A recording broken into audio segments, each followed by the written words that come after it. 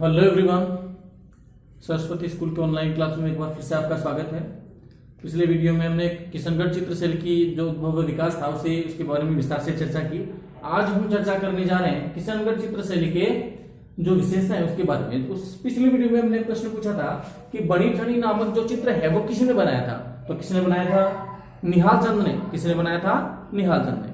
आज हम बात करने जा रहे हैं सबसे पहले किशनगढ़ चित्रशैली की जो विशेषताओं में सबसे पहली जो विशेषता है, क्योंकि आपको प्रारंभ में किशनगढ़ चित्रशैली में बताया था कि जिस प्रकार से पहाड़ी चित्रशैली नारी सौंदर्य के लिए जानी जाती है, उसी प्रकार से किशनगढ़ चित्रशैली भी किस कारण से जानी जाती है?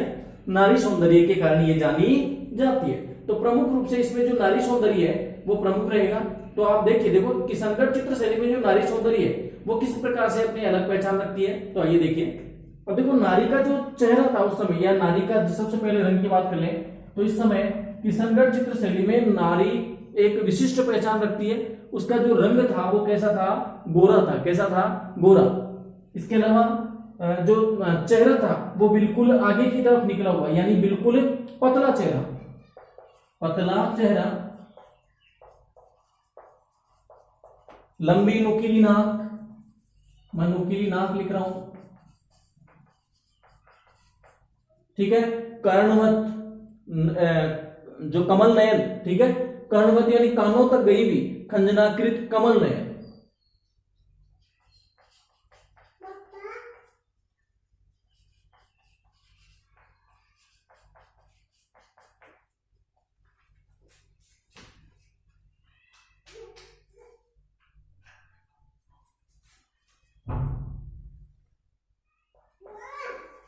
कमल नयन, ठीक है। याद रखना, कर्णवत यानी कानों तक गई हुई, खंजनाकृत, खंजन की आकृति के समान, कमल नयन, कमल की सी आंखों के समान इनकी जो आंखें हैं वो चित्रित की गई। इनकी नारी की। इसके अलावा इनकी जो पतला मुंह इसमें चित्रित किया गया। क्या किया गया? पतला मुंह, ठीक है। इनके कपोलों पर यानी इनके गालों पर, या हम होंठ के बारे में बात कर लें तो इनके जो होंठ थे वो भी क्या थे? पतले। कपोलों पर झूलते बाल,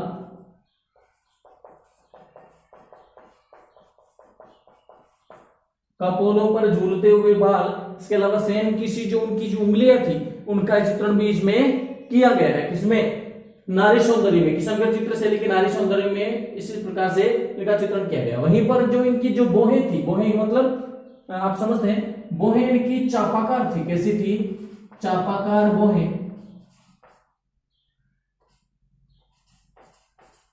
चापाकार बोहें का इसमें अंकन किया गया है, ठीक है। चापाकार बोहों का भी अंकन इसमें प्राप्त होता है। इसके अलावा जो बालों की जो लटकन है वो झूलती हुई इसमें चित्रित की गई है। ये इसके नारी सौंदर्य था। पहनावे के बारे में हम अलग से चर्चा करेंगे। तो नारी सौंदर्य इसमें गोरा रंग, पतला चेहरा एवं पतला एवं तीखा चेहरा, आप ये कर लेना, नुकीली नाक, ठीक है, कर्णवत, खंजनाकृत, कमल नयन यानी आंखें, ठीक है। इसके अलावा पतला मुंह, पतले होंठ, पतले होंठ हो गए। इसके अलावा गालों पर झूलते हुए बालों की लटकन भी इसमें चित्रित की गई है। वहीं इनकी जो बोहें थी वो कैसी थी? चापाकार बोहें थी। कैसे थी? चापाकार बोहें थी। इस प्रकार से नारी सौंदर्य का अंकन इसमें किया गया है। वहीं पर पुरुषाकृति, देखिए, नारी सौंदर्य अगर ऐसा हुआ तो निश्चित सी बात है पुरुषाकृति भी अन्य से विशेषता थोड़ी सी अलग रखेगी। तो इसमें भी आपको क्या याद रखना है? उस नारी सौंदर्य में तो आपने कौन सा रंग देखा था? गोर रंग, क्योंकि उसको राधा का प्रतीक माना था। पिछले बार हमने इसके उद्भव व विकास में देखा तो इसका किसका प्रतीक था? बड़ी ठनी किसका प्रतीक थी? राधा का प्रतीक। तो यहाँ पर जो पुरुष है वो किसका प्रतीक रहेगी? वो कृष्ण का। तो इसका मतलब इसमें जो रंग होगा वो क्या होगा? नीलवर्णी रंग, ठीक है। नीलवर्णी रंग के साथ इनको चित्रित किया गया। पहले सबसे प्रथम यह बात याद रखना, इसमें जो नायिका है वो राधा का प्रतीक है एवं जो नायक है वो श्री कृष्ण का प्रतीक है। तो उसका श्री कृष्ण का रंग कैसा है? नीलवर्णी। तो नील वर्ण के समान यानी नील रंग से इनको चित्रित किया गया है। वहीं इनका जो ललाट था, तो इसमें भी आप नारी सौंदर्य में भी आप याद कर सकते हो। तो इनका ललाट था वो कैसा? पीछे की ओर ढलवा ललाट, ये भी याद रखना, पीछे की ओर, दोनों में सेम रहेगा ये। डलवा ललाट इसमें चित्रित किया गया। तो इनका भी ललाट कैसा था, पीछे की ओर डलवा, इसमें ललाट, आप याद रखना। वहीं पर जो आंखें थी वो कैसी थी, खंजनाकृत आंखें, ठीक है। और इनके अलावा जो आंखें वो कहां तक गई हुई थी, वो आपको कर्णवत, वो सेम याद रखना, कानों तक गई हुई आंखें, कहां तक गई हुई आंखें, कानों तक गई हुई आंखें इसमें चित्रित की गई। इनके नेत्र थे वो कैसे थे, विशाल थे, ठीक है, विशाल नेत्र,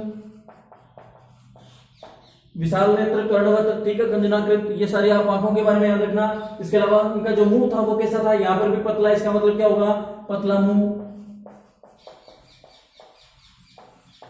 पतले होठ, पतले होठ आदि के साथ इनको चित्रित किया गया है, इनको, पुरुष को। वहीं पर अगर इनकी पुरुषाकृति में जो विभिन्नताएं देखें तो महिलाओं और इसमें, तो इनकी जो भुजाएं थी वो लंबी चित्रित की गई, क्या की गई, लंबी भुजाओं के साथ पुरुष को चित्रित किया गया, ठीक है। भुजाएं कैसी थी, लंबी थी। इनके जो कंधे थे वो कैसे थे, उन्नत कंधे, आप ये भी याद रख सकते हो, उन्नत कंधों के साथ, उन्नत कंधों के साथ इनको चित्रित किया गया। इस प्रकार से इनकी जो बाकी वो आपका सेम रहेगा, नाक आपकी नुकीली और लंबी, पतला मुंह सेम सा, क्योंकि स्त्री और पुरुष की जो आकृति है, डलवा ललाट, ये आपका जो महिला आकृति में है वो भी आपके पुरुष आकृति में रहेगा। इनमें जो डिफरेंस है, नीलवर्णी, खंजनाकृत, विशाल आंखें, पतला मुंह, पतले होंठ सेम सा रहेगा, लंबी भुजाएं, ये उन्नत कंधे के साथ इनको चित्रित किया गया। इसके अलावा डलवा ललाट, ठीक है, चापाकार भौहें सेम रहेगी, इसमें चापाकार भौहें भी। अगली बात आती है प्रकृति चित्रण, कौन सा अगला जो बिंदु है अपना कौन सा है, प्रकृति चित्रण। अब इसमें देखो जो किशनगढ़ चित्र शैली है उसमें झीलों, पहाड़ों, नहरों इत्यादि को चित्रित किया गया। अतः या हम कह सकते हैं कि इसमें झीलों, पहाड़ों, पशु पक्षियों,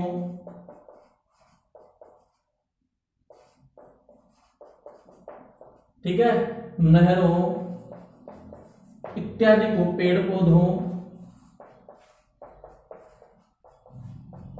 के साथ इनको चित्रित किया गया, जिससे क्या स्पष्ट होता है कि इसमें प्रकृति का उन्नत या उचित चित्रण भी इसमें किया गया है। वहीं पर इसमें और भी जोड़ सकते हो आप, उपवन, ठीक है, उपवन है इत्यादि के साथ इनको चित्रित किया गया, जो प्रकृति के उन्नत चित्रण की ओर इशारा करते हैं। किसकी ओर इशारा करते हैं, प्रकृति के उन्नत चित्रण की ओर इशारा करते हैं। अब इसकी अगली जो बिंदु है अपना है विषय वस्तु, ठीक है, क्या रहेगा, विषय वस्तु। सबसे प्रथम तो आप बात क्या याद रखोगे, इसमें जो कृष्ण लीला, यानी ये कहें कि राधा कृष्ण से संबंधित जो चित्रण है वो अधिक हुआ, किससे संबंधित चित्रण अधिक हुआ, राधा कृष्ण से जो संबंधित जो चित्रण है वो अधिक हुआ। किस चित्र शैली में, इसमें किशनगढ़ चित्र शैली में राधा कृष्ण से संबंधित जो चित्रण है वो अधिक हुआ। इसके अलावा अगर हम बात करें तो गीत गोविंद, भागवत पुराण, रसिक क्रिया, नागर समुच्चय, नायक नायिका भेद इत्यादि से संबंधित चित्रण इसमें हुआ। तो आप सारी बातें यहां पे याद रखना, नागर समुच्चय,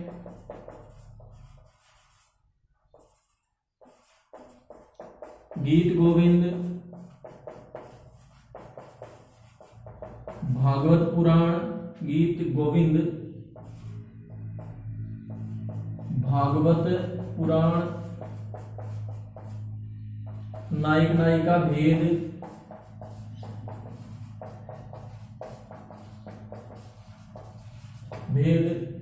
इनका चित्रण हुआ। एक विशेष बात क्या याद रखोगे, इसमें आपको विषय वस्तु में याद रखनी है कि इसमें जो बार बार आ रहा था रागमाला, ठीक है, रागमाला का चित्रण नहीं हुआ, ठीक है। सबसे मोस्ट किशनगढ़ चित्र शैली में सभी विषय वस्तु अपनाए गए, लेकिन इसमें जो रागमाला है उसका चित्रण इसमें बिल्कुल नहीं हुआ, प्रमुख बात, ठीक है। इसके अलावा राधा कृष्ण संबंधित चित्रण, नागर समुच्चय से संबंधित, गीत गोविंद, भागवत पुराण, नायक नायिका भेद इत्यादि से संबंधित जो चित्रण है वो अधिक हुए, ठीक है, इत्यादि से संबंधित जो चित्रण है वो अधिक हुआ। या आपकी क्या हो गई, विषय वस्तु, क्या हो गई, विषय वस्तु। अगली बात आती है अपनी वेशभूषा, कौन सी आती है, वेशभूषा। वेशभूषा में इसका मतलब क्या हो गया, आप इसे हम कह सकते हैं पहनावा, क्या कह सकते हैं, पहनावा। तो इसमें जो पहनावा था वो किस प्रकार से चित्रित किया गया, तो सबसे प्रथम हम बात करें महिला आकृति की। किस आकृति की?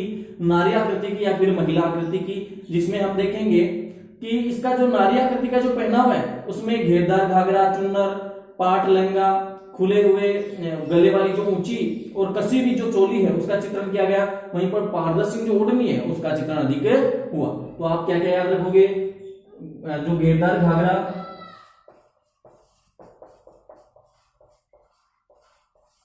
ठीक है, घेरदार घाघरा, चुनरी, दोनों को याद रखने का तरीका। घेरदार घाघरा एक गाना है अपने मारवाड़ी में, घेरदार घाघरा नच्छेदार चुनरी, तो दोनों याद रखोगे, ठीक है।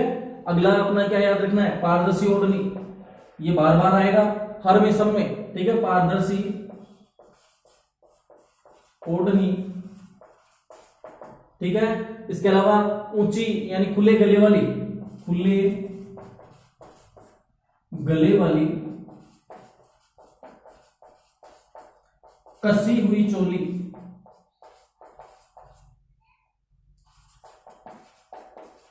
कसी हुई चोली भी इसमें चित्रित की गई है, ठीक है।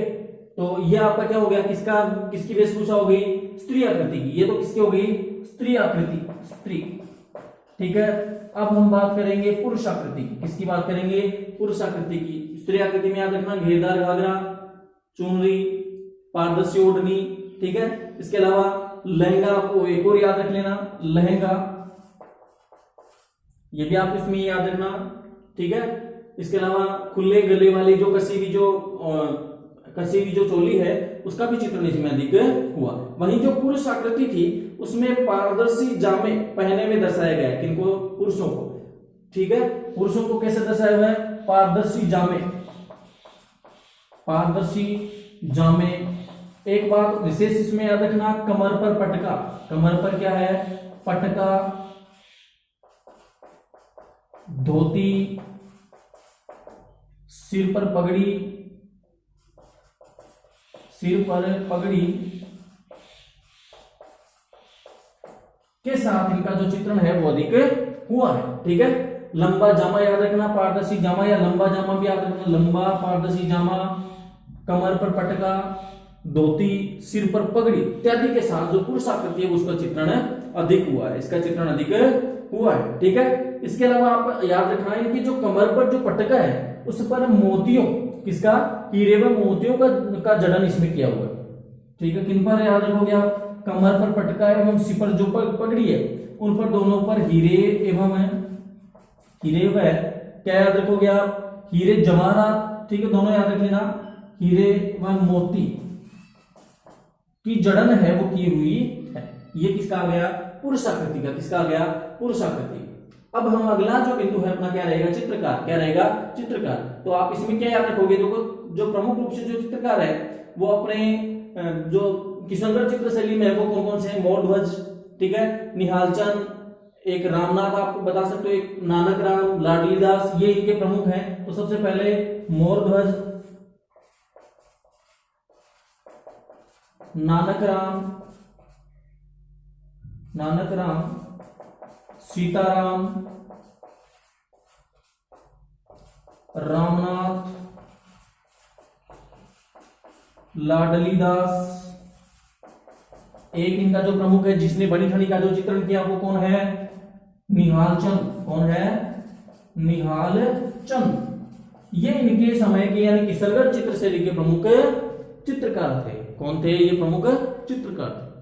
आज के लिए जो हमने किशनगढ़ चित्र शैली को के जो विशेषताएं थी उनको बारे में पढ़ा। हम एक और नए वीडियो में चर्चा करेंगे इसकी आगे वाली जो चित्र शैली उसके विकास के बारे में। हमारा इस वीडियो में आपसे ये प्रश्न है कि जो पुरुष आकृति है, किशनगढ़ चित्र शैली की जो पुरुष आकृति है उसमें पुरुषों को किस रंग से चित्रित किया गया था? किस रंग से चित्रित किया गया था? तो इसका जवाब आप कमेंट बॉक्स में दें। मिलते हैं एक और नए वीडियो के साथ, तब तक के लिए जय हिंद, जय भारत।